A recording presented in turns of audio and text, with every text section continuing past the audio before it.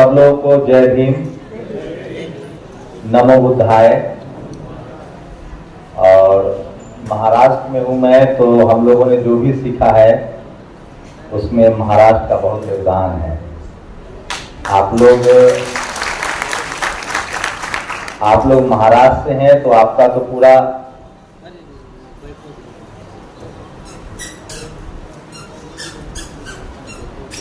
अरे क्या होगा, 10 मिनट खड़ा रह जाओ के साथ। अच्छा ठीक है, आप आ जाओ, उनको छोड़ दो, आप आ जाओ। नहीं होगा वैसे यार, मैं जानता हूँ ना, मैं यही काम करता हूँ।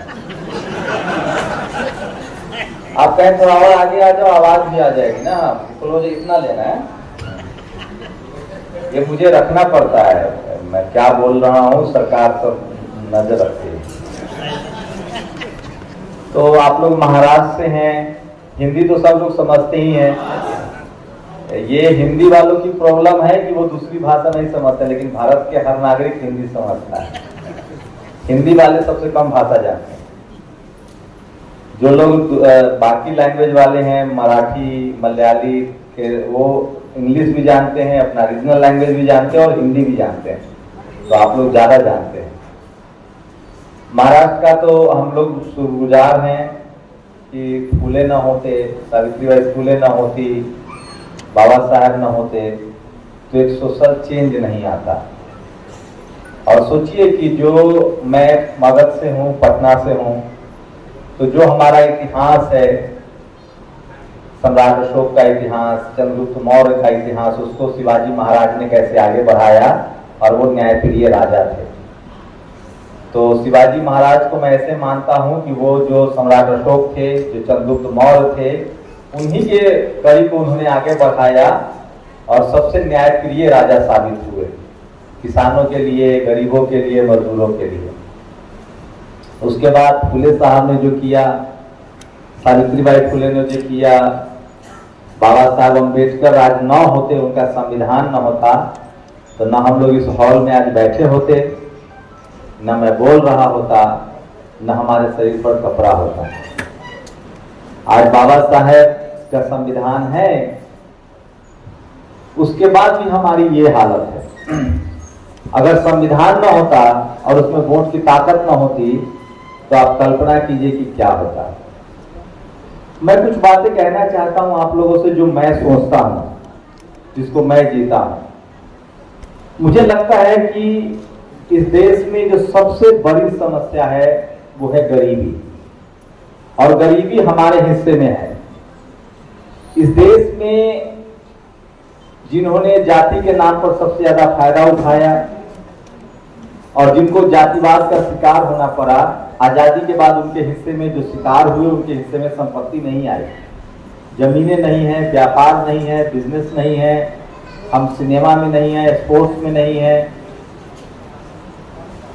उन जगहों पर हम नहीं हैं जहां पैसा है, मान सम्मान है। हम उन जगहों पर हैं, जाति बनाई इसलिए गई थी कि आप लकड़ी का काम करें, चमड़े का काम करें, लोहे का काम करें, खेती का काम करें, मजदूरी करें, ड्राइवरी करें। आज भी लग स्थिति चल रही है। बाबा साहब जितना कर सकते थे उन्होंने किया, संविधान दिया, लेकिन मुझे लगता है कि हम लोगों से गलतियां हो रही हैं, और कहीं ना कहीं हम लोग बाबा साहेब के जो कमाया हुआ है, मानवर कांशीराम साहब का जो राजनीतिक कमाया हुआ है, उसको हम लोग ठीक से नहीं कर रहे हैं। उसकी जो भी वजह हो, गरीबी भी एक वजह है, अशिक्षा भी एक वजह है, और सबसे बड़ी वजह डर है जो दिमाग पर हावी है। आप सोचिए, बुद्ध एक राजा के बेटे थे। अगर वो राजा बनते तो सिर्फ लुम्बिनी जानता, या एक दो राज्य के और लोग जानते, लेकिन बुद्ध ने मानवता का राह चुना, इंसानियत का रास्ता चुना, दया करुणा का रास्ता चुना, तो आज पूरी दुनिया जानती है उनको। भारत की पहचान मतलब बुद्ध का भारत, यही सच्चाई है ना। आप सोचिए, बाबा साहब बहुत पढ़े लिखे, नौकरी करते, परिवार चलाते, तो महाराज जानता, सीएम पीएम बन जाते तो महाराज जानता, कानून मंत्री बन गए थे देश जानता, लेकिन आज दुनिया उनको सिंबल ऑफ नॉलेज, और भारत में कोई अब बाबा साहब के बारे में सार्वजनिक रूप से तो कोई बोलने की हिम्मत नहीं करता है। क्यों? क्योंकि बाबा साहब ने मानवता, बराबरी और कल्याण का रास्ता चुना। यही तो किया उन्होंने। लेकिन कहीं ना कहीं हम लोग चूक गए। मेरा आपका क्या रिश्ता है? मैं एक गरीब परिवार में पैदा हुआ, जैसे बाकी लोग होते हैं। हमारे हिस्से में 10 रोटी है, जो 90 हमारी संख्या है। मान लीजिए 100 रोटी हो और 100 आदमी हो, तो सही बंटवारा तो होता है कि एक एक रोटी सबको मिले। इस देश में 90 लोगों के हिस्से में सिर्फ 10 रोटी है, जिसको बाबा साहब ने SC ST OBC अल्पसंख्यक और किसान कहा है। और 10 लोगों के हिस्से में 90 रोटी है। वो खाएं, फेंक दें, कुछ भी करें, और ये हर जगह लागू होता है। संपत्ति हो, खेत हो, सिनेमा हो, जुडिशियरी हो, जज हो, कॉलेज यूनिवर्सिटी हो, ब्यूरोक्रेसी हो। देखिए बाबा साहब ने क्या किया, वो महाराष्ट्र के लोगों को मैं बताने की हैसियत तो नहीं रखता हूँ, आप बेहतर जानते हैं।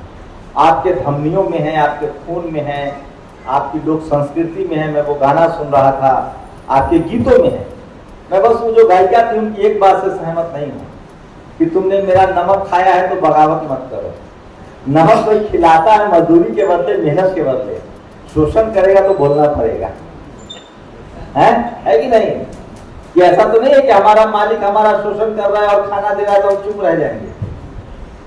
ऐसा तो नहीं है। नहीं, उन्होंने कहा था कि जिन्होंने हमारा नमक खाया वो हमसे बगावत कर रहे हैं। तो ये हम लोग को कहा जाता है कि तुम हमारे यहाँ मजदूरी करते हो, तुम हमें को सही बात बताओगे। अरे नमक खाया है भाई, देश थोड़ी दिया है। मजदूरी करते हैं, मेहनत करते हैं, बदले में खाना देते हो, उसमें बेईमानी करोगे तो बोलना पड़ेगा ना। है, लेकिन आप सोचिए, हमारे हिस्से में आज 75 साल देश को आजादी के हो गए। अब हम ये भी नहीं कह सकते हैं कि हमारे समाज के लोग CM नहीं है, PM नहीं है, राष्ट्रपति नहीं है, IAS नहीं है। सब कुछ बन गए हैं हम लोग।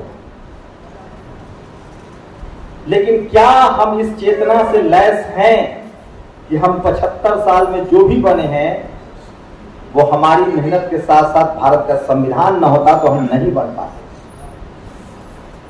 क्या कोई इनकार कर सकता है?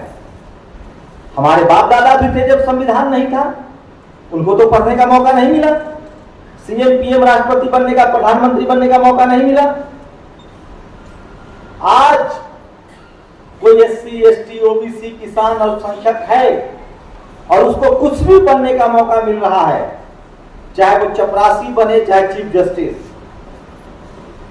चाहे वो खिलाड़ी बने, चाहे सिनेमा में जाए। हमारी पूरी जो शख्सियत है, हम पैदा जरूर हुए लेकिन हमको वैचारिक, राजनीतिक, आर्थिक, सामाजिक, शैक्षणिक अधिकार इस संविधान ने दिया, और वो बाबा साहब की वजह से दिया। नहीं तो पैदा हो रहे थे, मर रहे थे, पैदा हो रहे थे, मर रहे थे। 1000 साल से हमारी दुर्गति थी, हमें शूद्र अछूत बना दिया गया था। जितनी किसान जातियां हैं सबको शूद्र कह दिया गया। हम लोग को, कुछ लोग को अनटचेबल कह दिया गया। न पढ़ लिख सकते हो, न व्यापार कर सकते हो, न बिजनेस कर सकते हो। इसलिए ज्योतिबा फुले ने कहा कि विद्या बिन गति गई, गति बिन मति गई, मति बिन व्यापार गया, व्यापार बिना हम शूद्र कहलाए। लेकिन आज भी ये लागू है और आज भी हो रहा है। हमारे हिस्से में गरीबी है, अशिक्षा है, लेकिन ऐसा नहीं है कि इससे हम विजय नहीं पा सकते, इससे पार नहीं पा सकते हैं। इसके लिए जरूरी है कि जैसे आज आप लोग बैठे हुए हैं इस हॉल में, इसको समय की बर्बादी मत समझिए। अगर इसी तरह से हमारे पुरखे नहीं बैठे होते, बाबा साहब की बात नहीं सुने होते, तो हम आज इस लायक नहीं होते। तो जब तक हम अपने सामाजिक जिम्मेदारी को छोड़ देंगे तो हम फिर उसी गर्त में डूब जाएंगे, क्योंकि हमारे पास एक ही पूंजी है। धन नहीं है, संपत्ति नहीं है, पैसा नहीं है, बड़ी नौकरियां नहीं है, अभी भी हम जज नहीं है, खिलाड़ी नहीं है। हमारे पास एक ही संपत्ति है और वो है वोट की ताकत और बाबा साहब का संविधान। और अगर हमने इन दोनों को नहीं बचा पाए तो यकीन मानिए जिनके हाथ में सत्ता होगी जिनके सीएम पीएम होंगे, जिनके जज कलेक्टर होंगे, जिनकी जायदाद संपत्ति होगी, वो फिर से हमें मजदूर और मजबूर बना देंगे। आप देख लीजिए आज के जीवन में अब जातिवाद किनके साथ हो रहा है? सब्जी बेचने वाले के साथ, ठेला चलाने वाले के साथ, नाला साफ करने वाले के साथ। जो जाति के काम में आज भी लगा हुआ है, उनके साथ अब जातिवाद नहीं हो रहा है। और उनके साथ अगर कोई जातिवाद करता है तो वो जेल भी जा रहा है। अब जातिवाद बहुत महीन हो गया है। अब जातिवाद उन लोगों के साथ हो रहा है जो अपना जाति वाला काम छोड़ के और उन काम में जा रहे हैं जहां मान सम्मान है, पैसा है। आप बिजनेसमैन बनिए, आपके साथ जातिवाद होगा। आप कलेक्टर एसपीडीएम बनिए, आपके साथ जातिवाद होगा। आप पीएचडी कीजिए, एमए कीजिए, आपको रोहित वेमुला बना दिया जाएगा। आप आईआईटी में जाइए, आईआईएम में जाइए, आप स्पोर्ट्स में जाइए, सिनेमा में जाइए, आप जज बनिए, आपके साथ जातिवाद होना शुरू हो जाएगा और आपकी जिंदगी नरक कर दी जाएगी। तो अब जातिवाद जो है उन लोगों के साथ हो रहा है जो मीडिया में, जुडिशियरी में या बड़े पदों पर जाना चाहते हैं। और जब तक आप लोग इन चीजों को नहीं समझेंगे, अब लोगों को लगता है कि मैं SC ST OBC या किसान या अल्पसंख्यक हूं और मैं कलेक्टर बन गया तो मैं बच जाऊंगा। यकीन मानिए मेरे पास पूरा रिकॉर्ड है पत्रकार के तौर पे, वो नहीं बचते हैं, उनको फंसा दिया जाता है। आपके जजों को जेल में डाल दिया जाता है। जस्टिस कर्णन याद होगा आप लोगों को। थोड़ा सा शांति रखिए, 2 मिनट बस, ज्यादा नहीं बोलूंगा, 5 मिनट बस, 2 मिनट चुप हो जाइए। तो मैं यही कहना चाह रहा हूं कि अब जो जातिवाद है वो पढ़े लिखे लोगों के साथ हो रहा है। उसका रास्ता क्या है? रास्ता हम लोग को 2 ही काम करना है। बाबा साहेब का संविधान बचाना है, वोट की ताकत को बचाना है। और ये दोनों चीजें तभी बचेंगी, हमारा रिजर्वेशन तभी बचेगा जब संविधान बचेगा। संविधान तभी बचेगा जब हम अपने वोट का इस्तेमाल सही करेंगे। और हम जब अपने वोट का इस्तेमाल करेंगे और जब हम उन लोगों को सीएम पीएम बनाएंगे जो समाज के दर्द को जानते हैं। सोचिए, मैं एक बात, आज बिहार में एक पिछड़े समाज से आने वाले जगदेव प्रसाद की जयंती है। जगदेव बाबू पत्रकार भी थे, विधायक भी थे, 20,000 लोगों के साथ आंदोलन कर रहे थे, उनकी हत्या कर दी गई थी। आज उनकी जयंती है, पूरा देश याद कर रहा है। उनको हो सकता है आने वाले समय में भारत रत्न भी मिले, जैसे कर्पूरी ठाकुर को मिला, जैसे चौधरी चरण सिंह को मिला। लेकिन सोचिए, उन लोगों को कोई जानता है जिन्होंने उनकी हत्या की? उन लोगों को कोई जानता है जो उस समय मुख्यमंत्री था और उनकी हत्या हुई? इतिहास उनका याद किया जाता है जो त्याग करते हैं। आज पूरी दुनिया, आप सब लोग जगदेव बाबू को जानते होंगे। मैं तो कुछ भी नहीं करता हूं, मामूली आदमी हूं, एक पत्रकार हूं। भाई साहब ने कहा यूट्यूबर। देखिए, यूट्यूबर पर हंसिए मत। जैसे पहले बैलगाड़ी से चलते थे, उस समय बैलगाड़ी ही था, फिर कार मोटर आया, साइकिल आई, ट्रेन आया, अब जहाज आ गया, तो जहाज से चलते हैं। तो बैलगाड़ी वाले को हंसिएगा नहीं ना, वो तो जमाना था। उसी तरह से पहले लोग टीवी देखते थे, अखबार पढ़ते थे, वहां हमारे लोग हैं नहीं। अब पूरी दुनिया यूट्यूब देखता है। आप फिल्म कहाँ देखते हैं? मोबाइल में, यूट्यूब पर। आप समाचार कहाँ देखते हैं? यूट्यूब पर। तो हम ही लोग असली पत्रकार हैं। तो अपनी तारीफ भी कीजिए, क्योंकि हमारी तारीफ करने वाला कोई है नहीं। तो आप सोचिए, कल्पना कीजिए, जस्ट इमेजिन कि आपके सारे अधिकार फिर से छीन लिए जाएंगे। और अधिकार छीन लिए जाएंगे तो आप क्या करेंगे? मर नहीं जाएंगे आप, जैसे हमारे बाप दादा नहीं मर गए थे जब संविधान नहीं था। आपको मजबूर कर दिया जाएगा ऐसे काम करने के लिए जिसमें नमक खाना है और वफादारी निभाना है। मतलब उसका रूखा सूखा खाएंगे और उसका लात गाली खाएंगे, मार खाएंगे, और आप बोल नहीं सकते हैं। आपको आपकी जाति वाला काम पकड़ा दिया जाएगा, सब्जी बेचो, ठेला चलाओ, रिक्शा चलाओ, चमड़े का काम करो, लोहे का, कोई काम खराब नहीं है।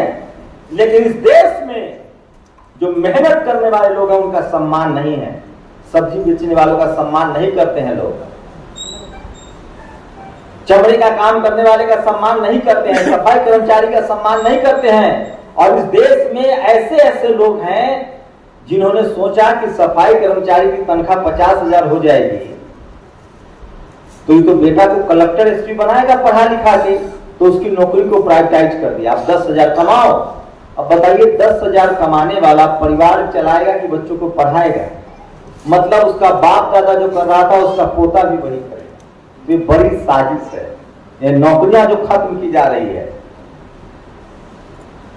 और ये सब आप नहीं समझेंगे और इस तरह से संडे या सप्ताह में रोज या हर दिन 1 घंटा अपने समाज को आप नहीं देंगे तो हम लोग 75 साल पहले वाली स्थिति में चले जाएंगे। लिख के दे रहा हूं, गारंटी रख लीजिए। क्योंकि हमें डराया जा रहा है और हम लोगों ने अपनी अपनी जिम्मेदारी छोड़ दी है। जब तक हम समाज के तौर पे, हमारे पास एक ही चीज है सबसे बड़ी ताकत इस देश में, न जमीन है, न व्यापार है, न बिजनेस है, न पैसा है, हमारी संख्या है। 90% वोट की ताकत है।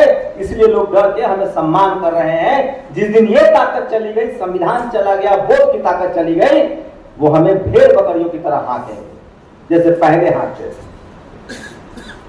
इसलिए बाबा साहब का संविधान बचाना पड़ेगा। और जिनको लग रहा है कि आप व्यर्थ बैठे हुए हैं, तो आपके बच्चे, अगर आपने इसको व्यर्थ समझ लिया तो हमारे और आपके बच्चे कल इस रूम में बैठने लायक नहीं होंगे, क्योंकि सारा अधिकार हमारा छीना जाएगा। अब यह अधिकार बचेगा इसी तरह से कि हम सब की जिम्मेदारी है। जैसे घर के गार्जियन की जिम्मेदारी होती है पूरे परिवार को अच्छा खाना देना, कपड़ा नहीं है, किसको स्कूल जाना है। हम लोगों की जिम्मेदारी है, हमारी ताकत है समाज।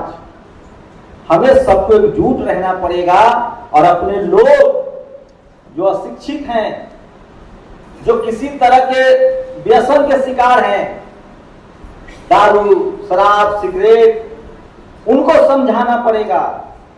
जो स्कूल नहीं जा रहा है उनको, एक एक आदमी को, हम सब की जिम्मेदारी थी। बाबा साहब ने कहा था पे बैक टू सोसाइटी, हमें जिम्मेदारी लेनी पड़ेगी। एक ऐसा परिवार जिसमें कोई स्कूल नहीं जा रहा, उसे एक आदमी को कम से कम स्कूल भेजना पड़ेगा। आप समझिए, आप लोग, हम लोग बड़े खतरे में जी रहे हैं। इस देश में हमारे पास कुछ नहीं है। शहर में हमारे पास जमीन नहीं है, व्यापार नहीं है, बिजनेस नहीं है। हमारे लोगों की गलती यह है कि हमारे लोग अपनी अमीरी अपने ही लोगों से नापते हैं। इस देश में एक भी SC, ST, OBC और किसान समाज के लोग, जाट, पटेल, मराठा, कुर्मी, कोई भी, कुशवाहा, यादव, सुप्रीम कोर्ट में गिने चुने जज भी नहीं है, हाई कोर्ट में जज नहीं है, सेक्रेटरी नहीं है, जो मलाईदार पद है जहां से सारे फैसले होते हैं, वहां नहीं है ये लोग। इनको भी ये बात बतानी पड़ेगी।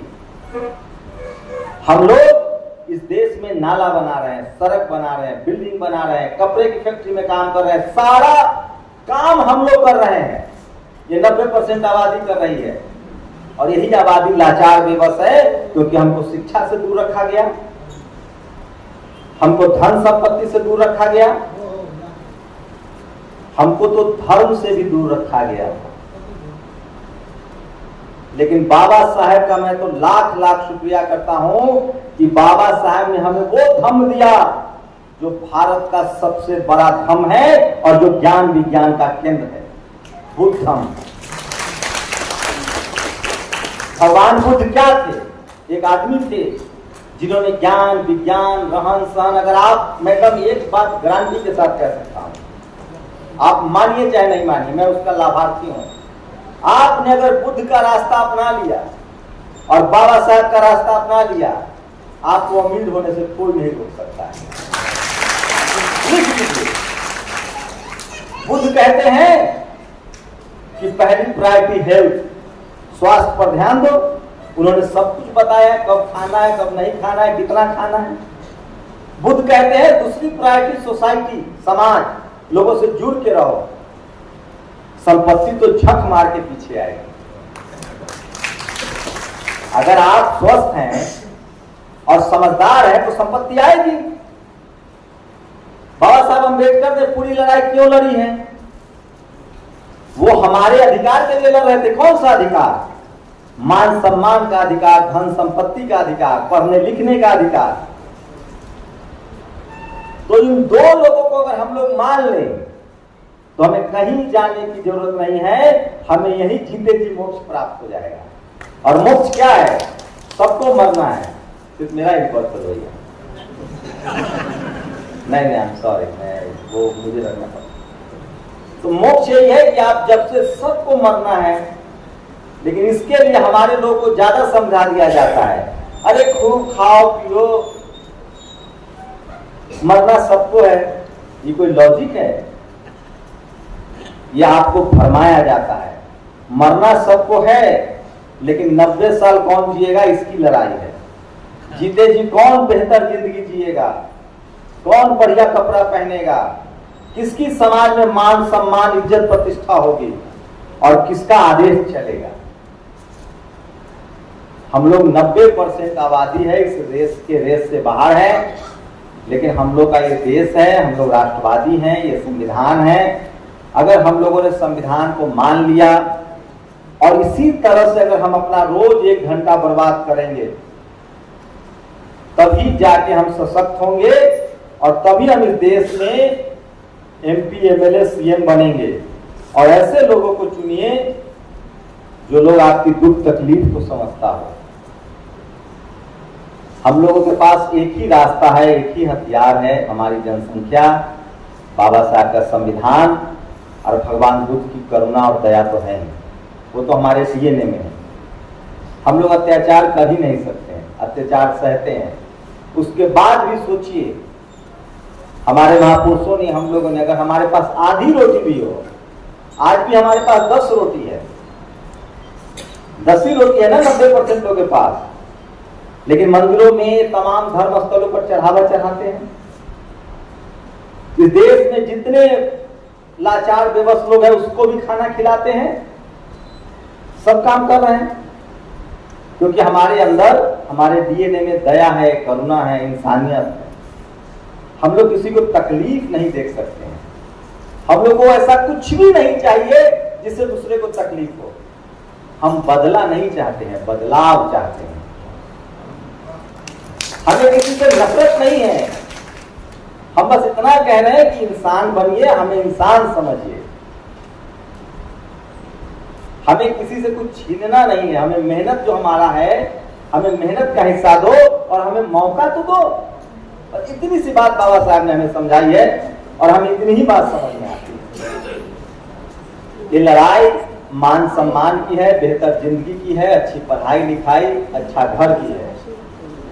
मैं किसी काम को खराब नहीं कहता, लेकिन इस देश में उन लोगों ने जिन्होंने जाति बनाई, जाति के हिसाब से काम बनाया और जिसको नीच कहा, अछूत कहा, उन लोगों की पहचान जरूरी है और उनको समझाना है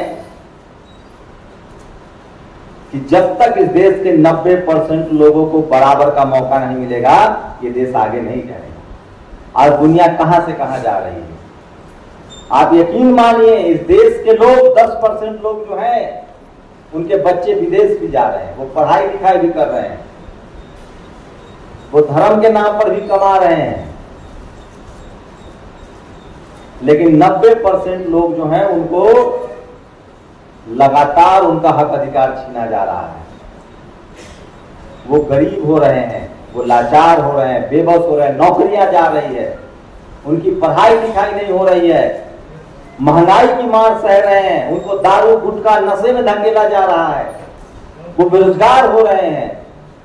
आपको हम रोज बाबा साहब की बात करें, अच्छी बात है, लेकिन बाबा साहब ने क्या कहा है, बुद्ध ने क्या कहा, उसको अपने जीवन में भी उतारना पड़ेगा और उस रास्ते पर चलना पड़ेगा, क्योंकि ना बाबा साहब आएंगे ना बुद्ध आएंगे, बस उनके विचार हैं हमारे साथ और वही हमारी संपत्ति है।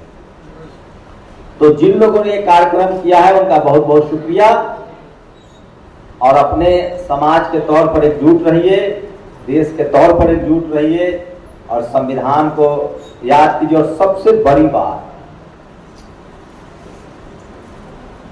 सोचिए अगर सोशल मीडिया ना होता तो मैं कहाँ बिहार में जन्मा, दिल्ली में रहता हूँ, आपके यहाँ यवतमाल में बोल रहा हूँ।